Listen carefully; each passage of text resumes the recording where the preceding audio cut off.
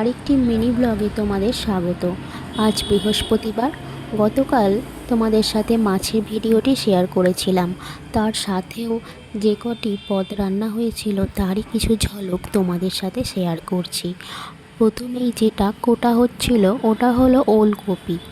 আমি আগে কখনো ওলকপি খেয়েছি কিনা মনে পড়ে না। অনেকেই ওলকপি খেতে পছন্দ করে না। আগে কখনো ওলকপির ভিতরটা আমি দেখিও নি কাটলে কীরকম লাগে। আমার ধারণা ছিল বাঁধাকপির মতোই হয়তো পাপড়ি পাপড়ি থাকবে, কিন্তু এটা ভিতরটা শাকালুর মতো শক্ত। এটা খুব ভালো করে কষতে কষতে ভেজে চাপা দিয়ে করা হয়েছে, তাই খুবই ভালোভাবে সিদ্ধ হয়েছে। অনেকের শুনেছি জল দিয়ে সিদ্ধ করে নেয়। যাই হোক, প্রথম আলু দিয়ে ওলকপির ঝাল খাবো।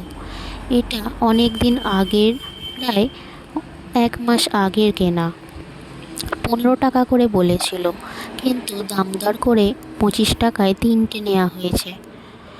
এটা যেহেতু অনেক দিন আগের কেনা, তাই দামটা বেশি মনে হতে পারে। এখন অনেকটাই সস্তা, কিন্তু সবজিটা খুবই এখনও সতেজ আছে। এর সাথে শীতের সবজি ভাজিও করা হচ্ছে। গাজর, বিট, আলু, পেঁয়াজ কড়াইশুঁটি দিয়ে বেশ নুন দিয়ে নরম করে ভেজে নিয়ে শেষে চিনি দিয়ে নামিয়ে নিলেই ব্যাস। যদিও সবাই মিষ্টিটা পছন্দ করে না। এটা যেমন হেলদি তেমনই টেস্টি। দেখো, এক এক করে কিন্তু সব রান্না হয়ে যাচ্ছে।